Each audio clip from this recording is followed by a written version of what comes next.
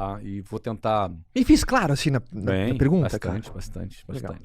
Eu vou dar um exemplo bem recente. Quem não entendeu a pergunta vai entender com a resposta. Tá? Eu entendi a sua pergunta. Redonda aí essa bolinha quadrada. Não tá quadrada. É porque é complexo mesmo. Sim. Mas você entendeu? Assim, coisa de olhar de um olhar mais prático, o campo de batalha, ele é complexo. Ele não é binário. Cara. Sim. Ele não é black and white. Ele tem muitos tons de cinza nesse campo de batalha. Porque tem temperos emocionais aí, personalidade. Eu vou dar um exemplo claro que eu acho que todo mundo que vai ouvir vai identificar nesse momento que nós estamos vivendo. A gente vive um momento político de muita polarização. Sim.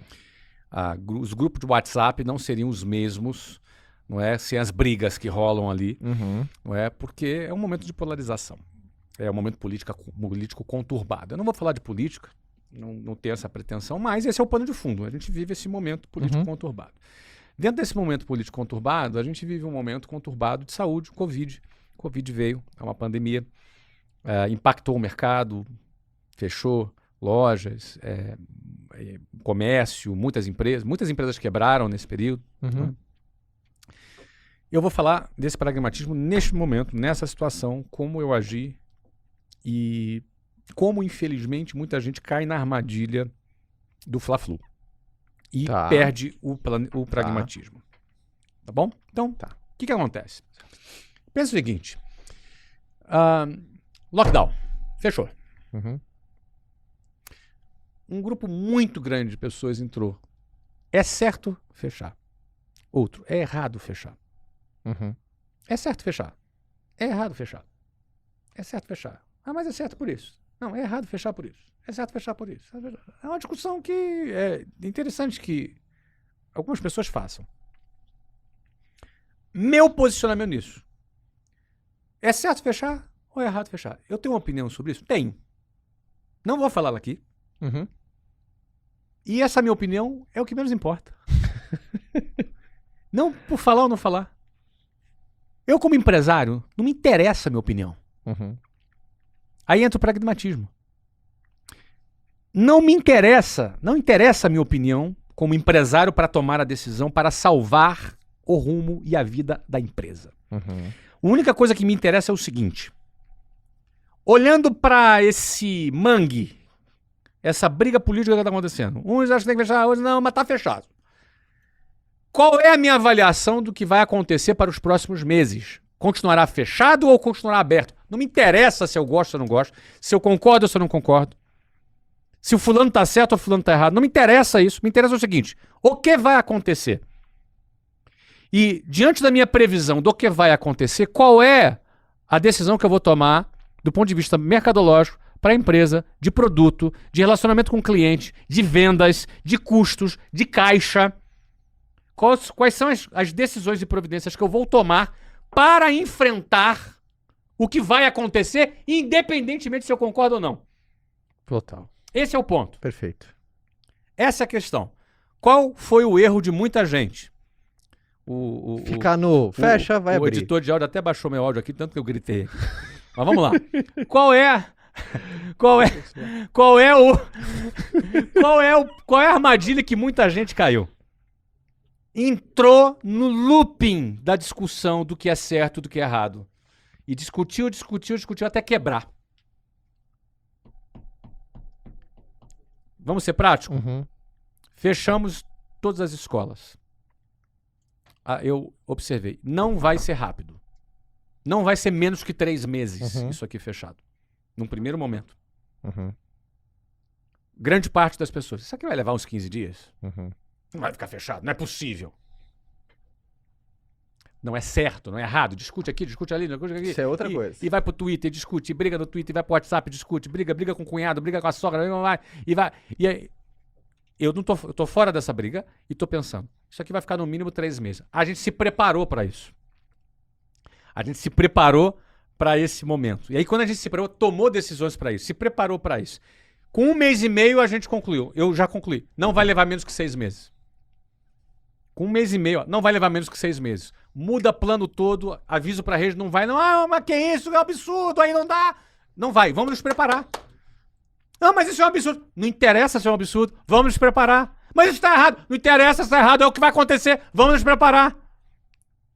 Pragmatismo reinando aí. Esse é o pragmatismo. Vamos dar um outro exemplo. Tô andando na selva, eu e você, Caio. Ah. Nós andamos caminhando, resolvemos fazer um passeio lá na savana africana. Tá. Estamos caminhando na savana e de repente a gente dá de cara com um leão. E a gente deu de cara com um leão. E aí imediatamente o que acontece, Caio? Tem que correr, cara. Aí, Fugir. primeira coisa, eu vejo um leão. Ah. Meu cérebro interpreta perigo de vida, certo? O corpo já muda, cara. A injeção de adrenalina, batimento cardíaco aumenta, respiração acelera, eu preciso oxigenar mais meu cérebro. Tudo fica em câmera lenta. E aí, a gente entra numa coisa chamada modo de sobrevivência. Nesse modo de sobrevivência, você já a adrenalina injeta, você vai correr mais rápido, embora você não vai conseguir correr nunca de um leão, não é? Mas você consegue correr mais rápido com o modo de sobrevivência, por isso que você bate os recordes, né? E o ponto é o seguinte, aí eu chego, tá eu, você e um amigo nosso, tá? Ali, somos 3. E aí a gente olha pra cara um do outro, e aí eu já olho pra árvore, você já olha pro rio, que você quer pular dentro, e aí o amigo fala assim, opa, peraí, não é certo esse leão tá aqui. Quem soltou esse leão? Quem soltou esse leão? Vamos processar.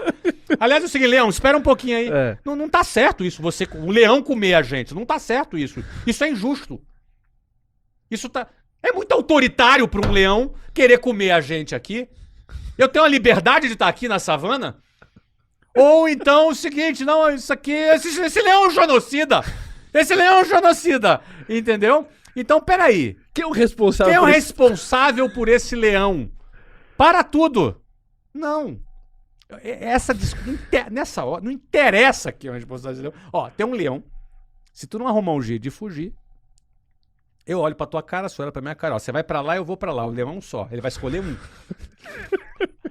Automaticamente, não é? 50% de chance só ir nessa decisão. Opa, meu cérebro já pensou isso, ó. Tu corre pra lá, eu corro pra cá. Beleza? Beleza? Tá.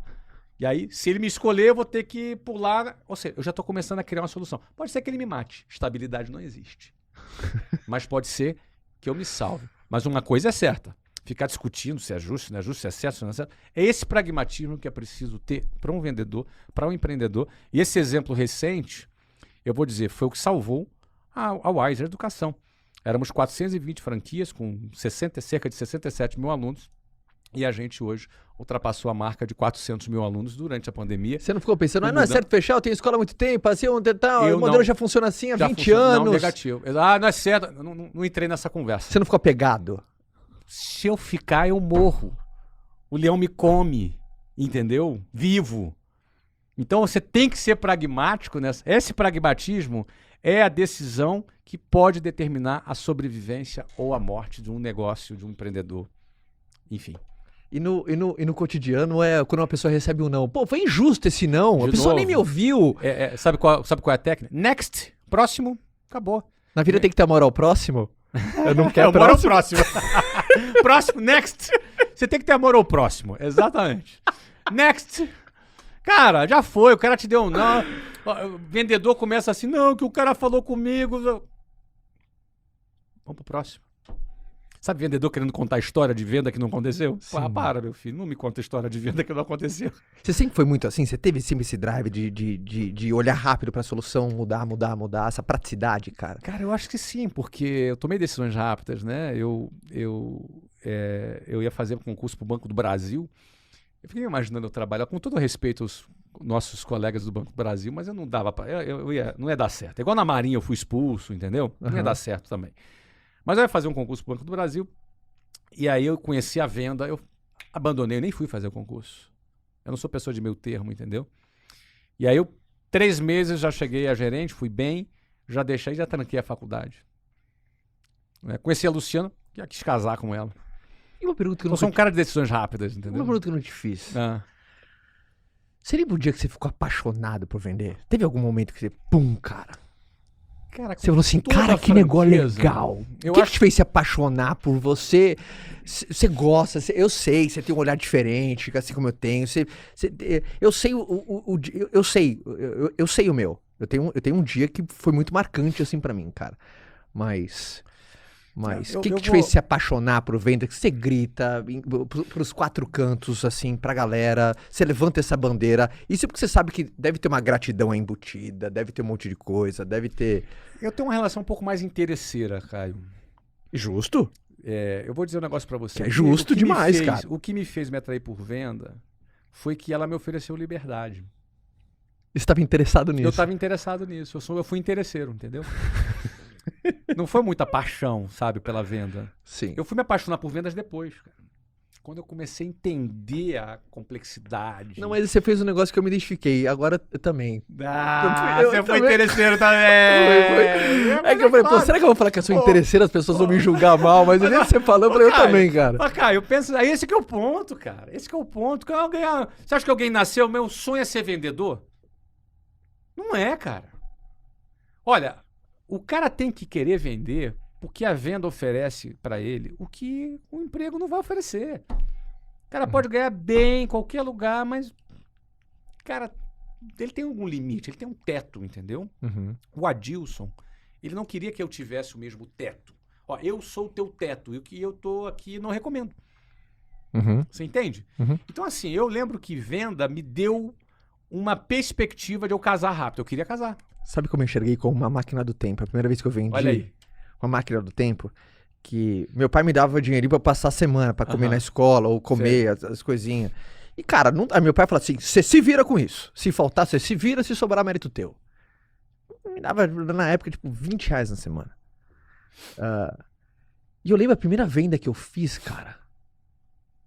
Primeira venda que eu fiz. Umas coisas que eu não usava mais, e um amigo meu pediu, eu era novo. Nem foi uma venda, eu tirei pedido. Aquela coisa, eu não vendi, eu tirei pedido. Você vendeu um negócio teu ali. Coisas minhas que eu não usava, um amigo meu pediu, eu falei assim, e eu lembro que ele me deu R$100. Eu falei assim, cara, 4 semanas, que máquina do tempo, não acredito, cara. Mas é o quê? É liberdade. Foi nesse dia que mudou, cara. Então, eu senti quando eu comecei a vender relógio, eu comecei a ganhar mais que meus pais, eu falei, uau, peraí. Por que alguém sai de casa às 6 horas da manhã para passar um dia inteiro trabalhando, no final não ganhar nem o que eu já estou ganhando aqui? Eu tinha, sei lá, 18 anos. Não é? Venda dá essa liberdade, porque invariavelmente na nossa vida você vai ter que escolher entre segurança e liberdade.